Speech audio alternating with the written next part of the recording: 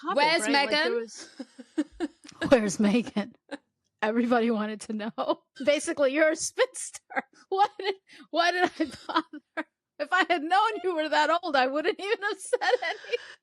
It's too late for you. You needed a man, a father or husband, male figure to do things for you, right? So being single is almost like a social rebellion to that. I think that's like a sharp undertone that like probably doesn't get talked about enough. So topic number 1, child free and single, and I don't want to mingle.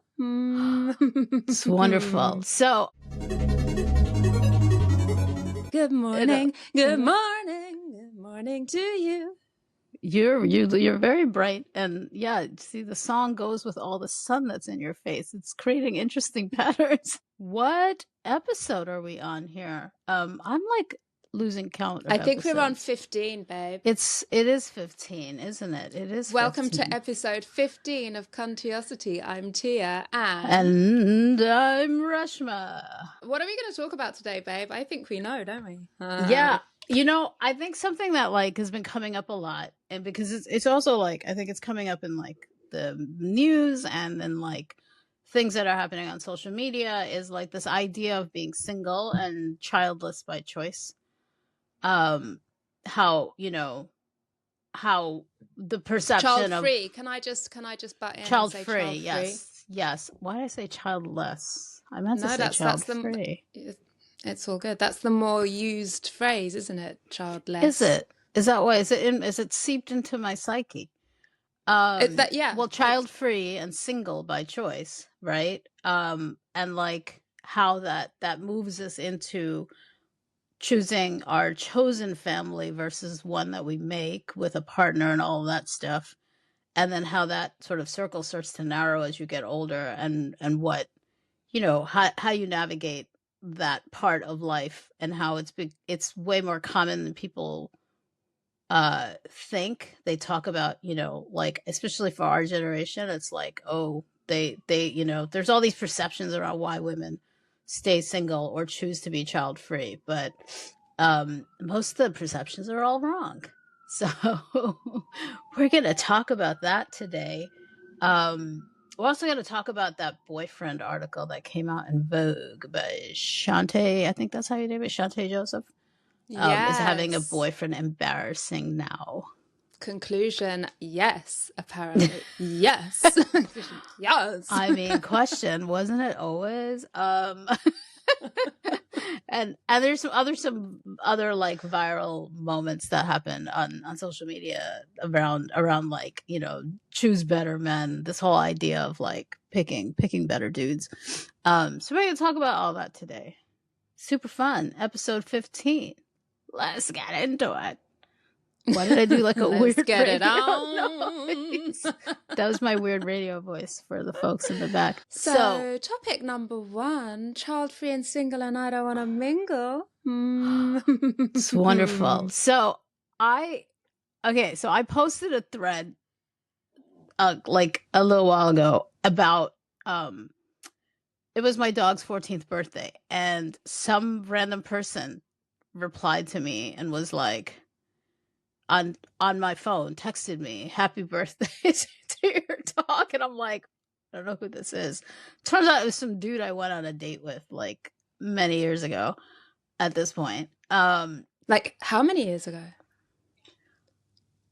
Like 2021. When did things like right after things opened up from the pandemic? Oh, I thought you were saying 21 years ago. No. I said 2021. Oh, you thought I meant 20 or 21 years ago. I love that. That's amazing. That would be that's pretty amazing. So I posted this whole interaction in a thread, and people, you know, under the dating topic on threads, and I got like a lot of people were like, this is the start of a rom-com. This is like the beginning of a Hallmark movie. Where, you know, and I'm like, nope, she's closed for business. Do not. They're like, well, he's been thinking about you. I'm like, no, I think he's been thinking about my dog. So I post a picture of my dog because I'm like, look at him. Who wouldn't be thinking about him? He's adorable. Everyone loves my dog more than they love me. So I was like rounding up to this thing, but it like turned into this conversation with like other people who are also single. And a lot of people end up having pets, right? That's like a normal thing to do. You get a pet. So then that like the you know that like, oh, this is where childless comes from, the crazy single childless cat lady or dog lady or like that. That's where like people would go. But I think now it's becoming like a power, like it's like a power stance of like, yeah, I didn't buy into that racket. Like, I'm living my life. It's great. Yeah, and also I think maybe it speaks to something about people getting fatigued by like the status of the couple, especially like the very sort of heteronormative coupledom and that as a status, and then like the single friends being invited to dinner parties and like, where do you seat them? What do you do with them? And that's always me. Like wedding invitations, people are always like, you can bring a friend, and I'm like, I'm not bringing anybody. And then if I do bring a friend, then it's like, wait, what's up with you and this friend? And I'm like, you said to bring a friend. This is my friend. We are friends. That is it. We are just friends. It always turns into a thing. Like people want you to be paired up with somebody, but then everyone I know that's paired up seems pretty miserable. So I'm like, you just want me to join in your misery? Remember back when people would like hard announce or hard launch right. a relationship? Yeah. It's like, oh, there's a picture of them together. Yeah. I mean, yeah, now it's all soft launching, right? Like that's the language around it now, I think. Yeah, soft launch. So like maybe there's a suggestion because there's like a hand, somebody's hand is in view or something like this. But like your identity is basically not wrapped up in the fact that you are half of a couple, which I think is gorgeous. And I wonder if it speaks to like a change in relationship landscapes generally, like less stigma attached to being single than there used to be, and a growing kind of polyamory kind of situationship. Open all the relationships up. Just open them up. Set yourselves free, people. I think, and this is purely my American lens. I think because of the whole trad wife thing that's been happening here, right? Like TikTok was taken over by like, I'm a trad wife, like hair perfect, apron on, baking some nonsense for the husband and 10 kids, like all of that stuff, right? Like that trend started to become like a symbol of conservatism and republicanism. And so I think like being coupled up is staying single or staying in a single stance is almost a rebellion to the Republican movement that has, created this mess that we've got going in America right now. You mean it's almost anti-fascist? I wouldn't go that far because it's not just fascist. It's also like conservative Christian right? Like they're not necessarily fascist, but they're religiously, like minded, and they rule with religion. So that's like, a lot of, they want that return to traditional values, make America great. The whole idea of MAGA is to take us back to the 1950s, right? Women you couldn't have your own bank account. You couldn't do anything for yourself. You need your husband's sign off. You needed a man, a father or husband, male figure to do things for you, right? So it's like, so being single is almost like a social rebellion to that. I think that's like a sharp undertone that like probably doesn't get talked about enough.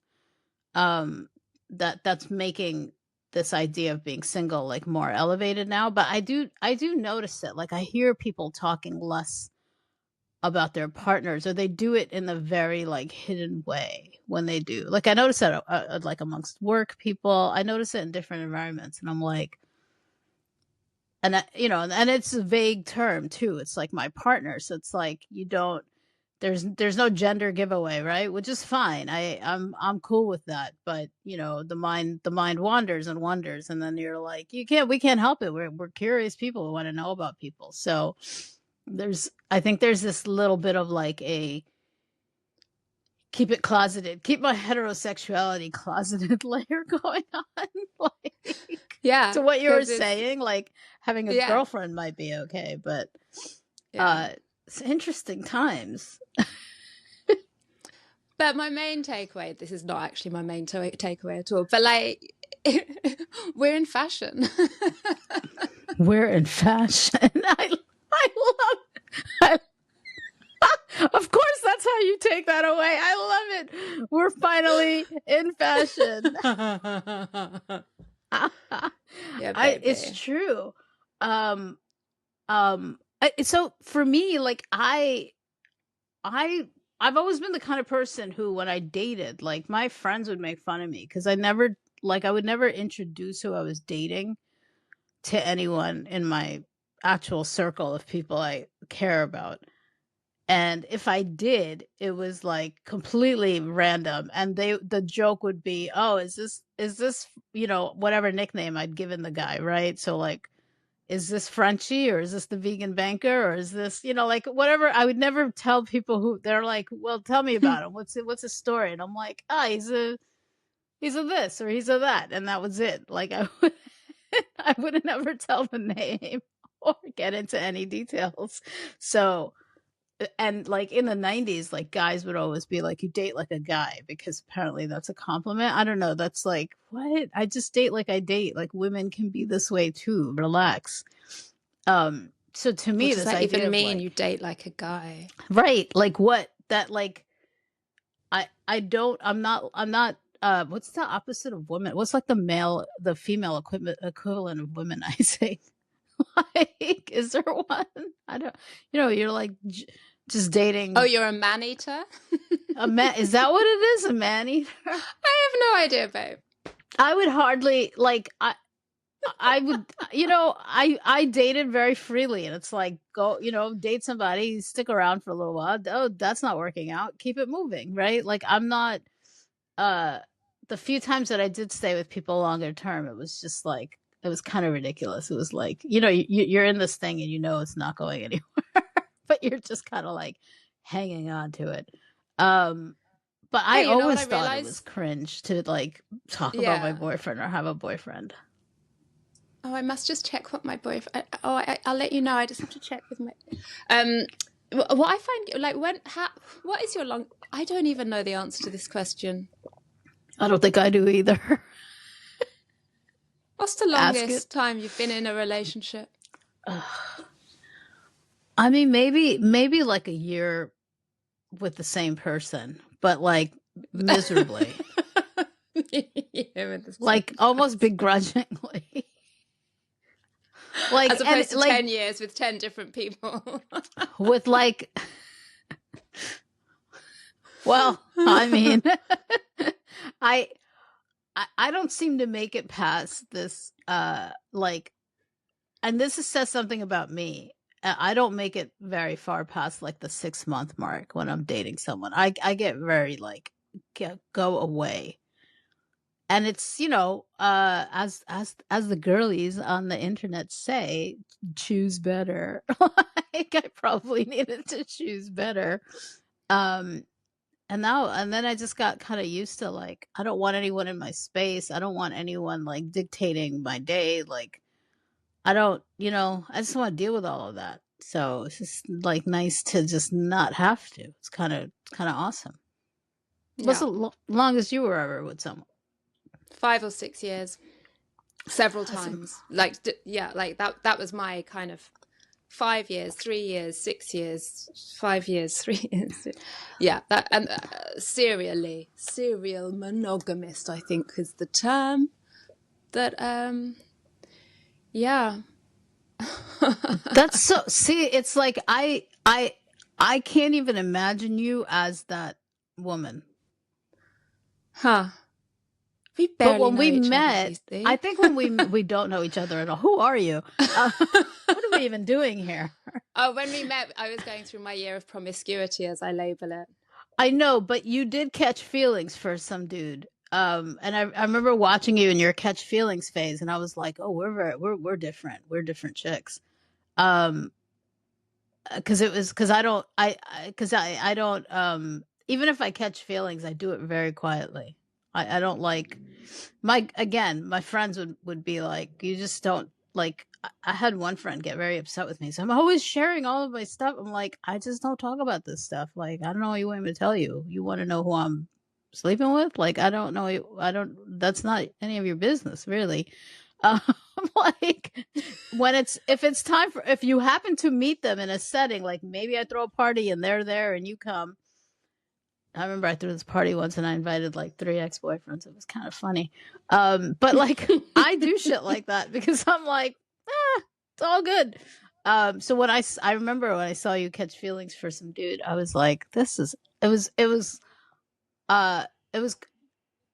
when you're like observing your friends go through something, you just kind of quietly observe, and it's like almost like an anthropological moment where you're like, I'm just gonna see how she does in this environment, just to understand it. I just quietly observed.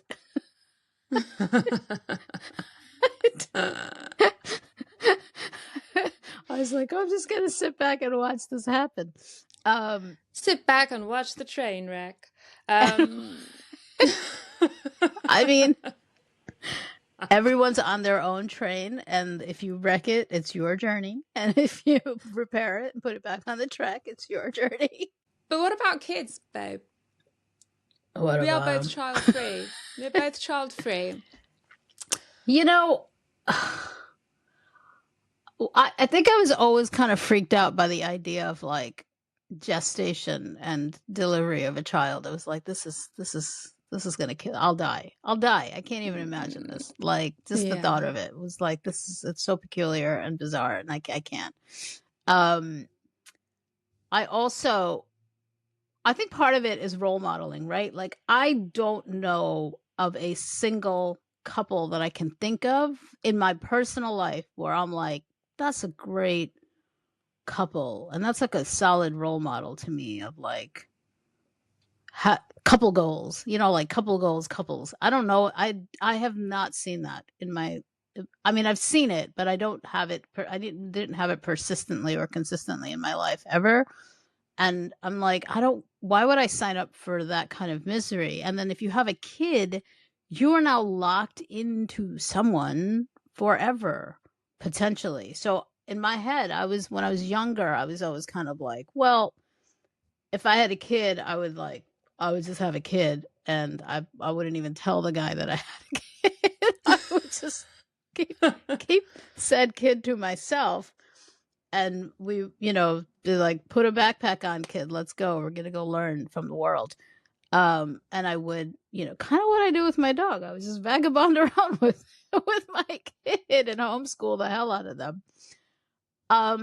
Because was that like something you wanted at one point? It was more of a thought experiment. I have to be honest. It wasn't like a soul felt desire. It was a thought experiment. I was like, well, the thing to me that's interesting is you have like, it's part your genetic material. It's a blank slate, and you can map it in a way that,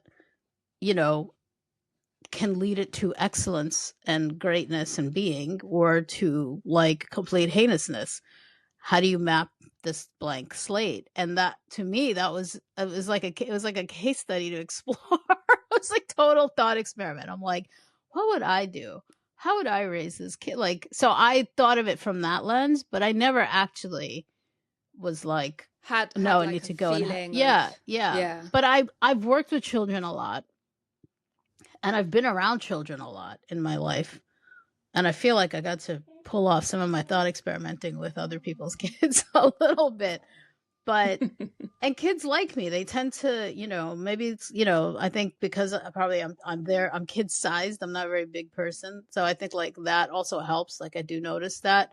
I think I don't talk to children like they're children. I talk to them like I'm talking to you. Like, I'll just have a conversation with a kid and like meet them at whatever place they're at, like level they're at in their communication style. But I don't ever like do the little cutesy thing unless we're playing or like I get to know them, right? Like, but I always thought about children from this lens of like, you have this blank slate and you could literally just fill it with so much information and goodness and thought and love and all this stuff to like try and build a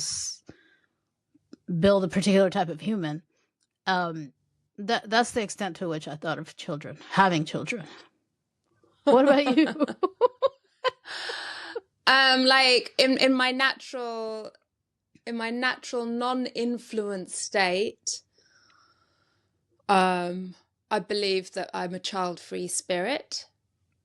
Like whenever I was not in a relationship, I never really thought, oh yeah. You know, when you do those experiments when you're like a teenager and you sort of see yourself as an adult, I'd have a successful job, I'd have a cool car, and I'd have a house, but I never had a kid. Do you know what I mean? I never had a kid. There have been 2 occasions though when I was in long-term relationships and very domestic, living with person, like very settled, very domestic. In which, dare we say, trad wife? Were you a trad wife? I would never go that far, but I will say that one of the 5-year relationships I had I think I was playing a role. I ironed shirts, I made breakfast, I made dinner, I bought flowers, I did house. Do you know what I mean? That's pretty trad. Yeah. I didn't wear a pretty dress, but anyway, I know, but it's the work it's about the work you put in. Yeah. So every Sunday would be like ironing shirts, and I'd get up early to make breakfast, and I'd always make sure there was dinner on the table and these things, until I didn't anymore, until I left. But I was in my mid-20s at that point. We had a nice house with a garden and a cat, and my body said, child next. Like, but I strongly believe it was a physical thing. Like my body physically was asking me, my hormones, I don't know, something was saying, child, you have to have one. You need one. You need to have a child right now. And there's a flying object above. And I feel lucky that he was not ready. He was like 2 years or whatever. He wasn't ready. I feel lucky for that because I moved on. But the same thing happened again in another relationship. That was another sort of 5 or 6 year long relationship. And again, it was 2 years. And again, I moved on. I moved country. On both occasions, I moved countries. You just were like, I'm getting out of here. Okay. No kitty. Okay. Bye. I'm getting on a plane. I'm getting out of here. And then the thought left you. Yeah. So that's interesting, right? Like how many kids get brought into the world because there's some like biological thing that goes off in women's bodies that say like procreate. It's like, it's so like strong. you've away, it's so like strong. when you, like I've never had that. Thank you to the, of all the issues that I complain about my bad genetics. Thank you for not giving me that particular gene. But I wonder if it maybe doesn't kick in unless you are in that very nested like nesting situation. You have to be nesting almost. It's nesting. I don't know. But then I know women who are kind of thinking that, who are single and who have that anyway. Who like are like headlong on like these IVF journeys because they have this like call to be a mother, which I get it, I respect it, I support it. I try and be supportive when I do have a friend going through that. I have a lot of friends who are younger than me who are in those sort of phases right now, and I see the struggle, and I think yes, there was this like, I do remember. Because my friends were all like, oh, I'm getting too old to have a kid. Like I gotta do this quickly. I gotta find somebody. I gotta have a kid. I gotta find somebody. I gotta have a kid. And you find yourself like in that airspace, hearing that, and it's like it's catchy. I remember this very clear moment where I was like, this isn't you. You don't need to even have these thoughts. You don't need to go there. This is not like, look at look at your core, think about what you feel inside. You don't need to go there to what you're saying, right? Like, I think your soul is like inherently child free. I think mine is as well. But I think I just had to like recognize that and stop the chatter, because it was all coming from outside, right? It's all coming from outside. And I was like, why am I feeling any kind of And then when I really dug deeper, I was like, I'm actually not having an emotional reaction. I'm almost like forcing myself to think a certain way, because it seems to be almost like you're doing something wrong if you're not thinking that way. Yeah. Yeah. So I think it's great that like this idea is being celebrated, and like women who are younger aren't having to feel somehow wrong for not thinking that way in the traditional quote unquote like get in a relationship, have a kid kind of way. I remember like women who are like maybe 10 years or 15 years older than me being like, no, you're going to change your mind. You should freeze your eggs. Right. You're going to change your mind. Right. Yeah, I heard a lot of that. And I have said to people that, you know, my younger friends, I'm like, listen, if you're struggling with this, go freeze your eggs. You have access to this thing that women of my generation didn't easily have access to. And I know a lot of women who have regrets around that. I don't happen to be one of them, but I know a lot. And you should go do it if that's really something that you want to do. But then it like, you know, it does move you into this like different place, because some of those friends do have children. They fall away, right? It's harder to stay sort of connected and in friendship with people who do go into those like more traditional nuclear families, because you're the single person that comes to all their stuff. And after a while, I think it gets hard for like, both sets of friends. Yeah. I think it gets hard for both sets of friends to keep it going, doesn't it? Because I think if you're in the situation where you've got like you got this new family unit and a new baby, you kind of need the support of other people going through the same thing around you as well. Yeah. So you kind of need to change up your I had a couple friend, and I was good friends with both partners. They had a few kids, and they, you know, I was always getting invited to like the birthdays or this or that. And I overheard somebody refer to me as like this, where's your single friend? And I was like, oh, I should stop coming to. And I love their kids, and their kids, I got along famously with their kids. We would hang out. They loved my dog. We would, you know, chill out. But I was like, guys, I'm happy to come over solo and just be with you all. Please don't invite me to another one of these shindigs. I love you dearly. It's not because I don't love you. I just can't be that chick.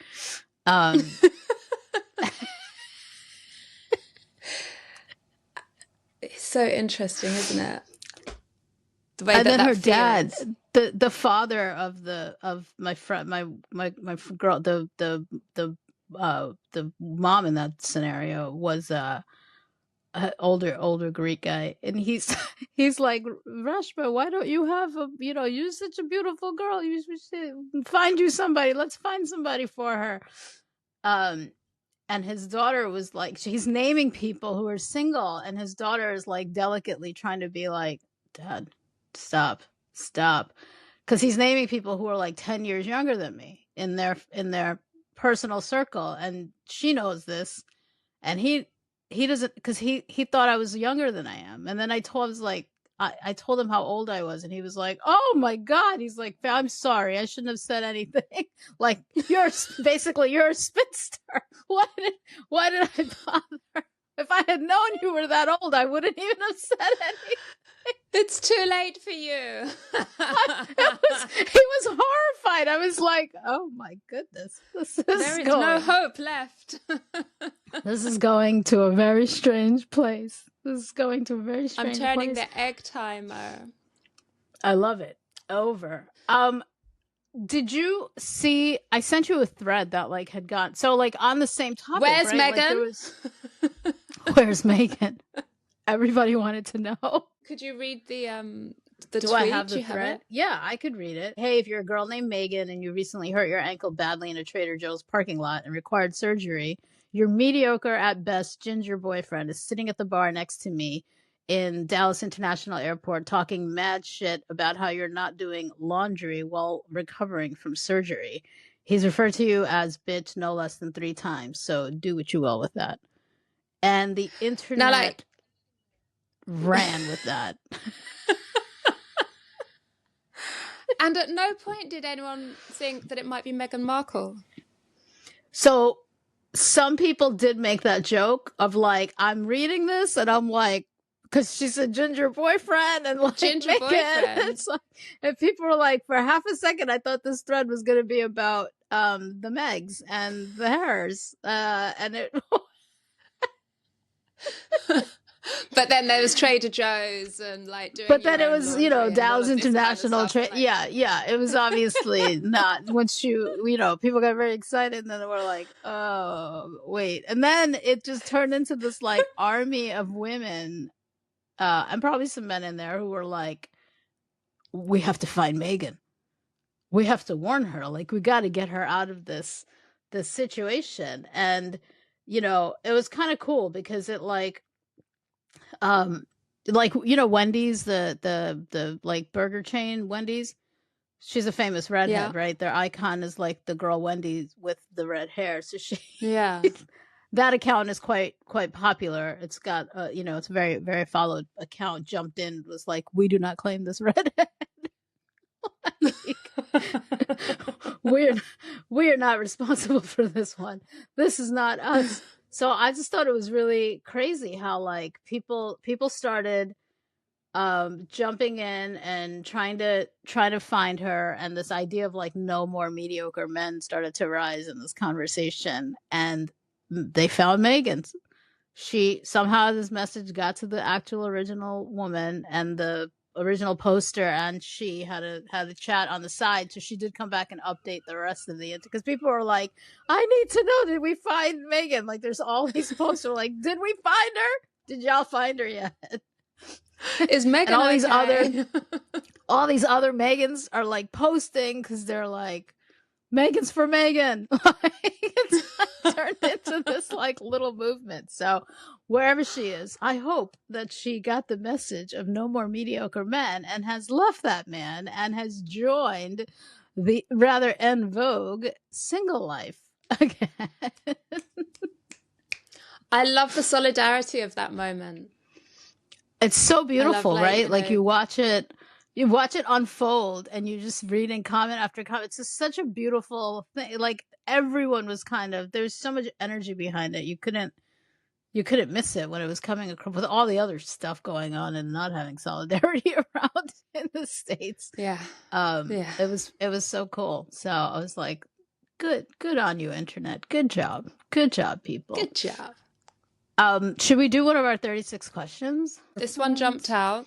It really did. Yeah, it really did. Okay, it's number 14. Number 14. Is there something that you've dreamed of doing for a long time? Why haven't you done it?